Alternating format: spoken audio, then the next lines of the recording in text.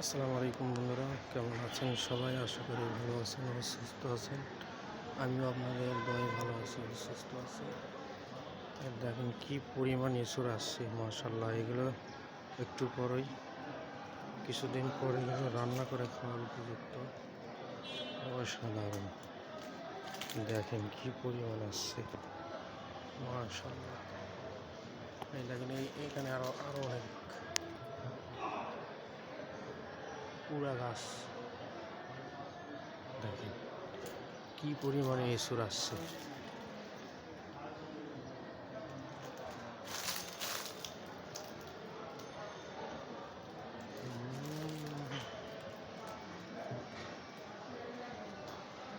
দেখেন, মাশাআল্লাহ।